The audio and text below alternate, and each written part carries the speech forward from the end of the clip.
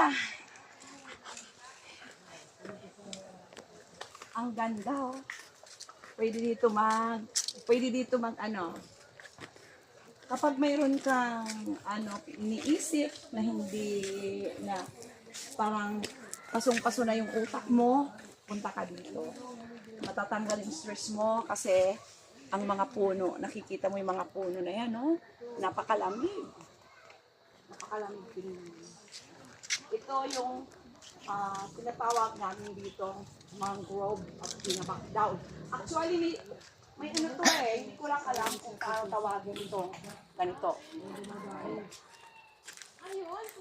Ganda, di ba?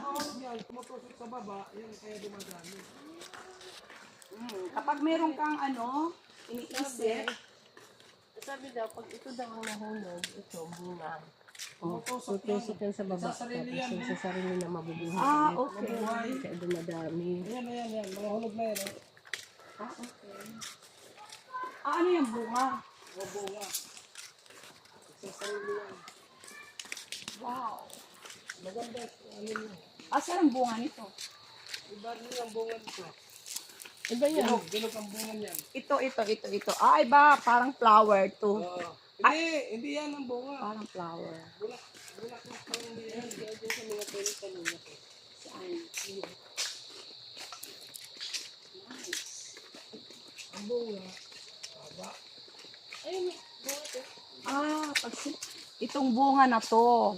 Pag ito Pag nalaglag, pag nahulog tutusok siya, doon. tutusok doon, siya ay kukusang, kusa siyang lalaki. Aangat siya ng ganyan. Kaya pala, ano pala yun?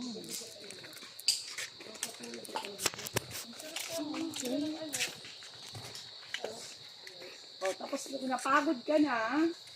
napagod ka na muna, dito ka na muna magre-rest.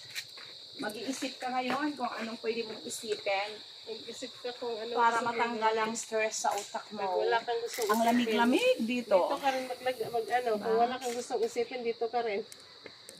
Hello! Hi guys. O, di ba ang sarap I'm Luisa Santellas. Meron din pala doon. Ano ba yan?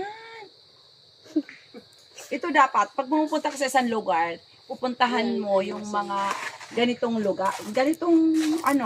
Lugar. Sayang ang pagkakataon. Kasi sayang pagkakataon na masahe ka ng eroplano, hirap ka ng kapipila sa eroplano, Pamasahe. pamasahe, mga ganyan-ganyan. Tapos hindi ka pupunta sa mga ganitong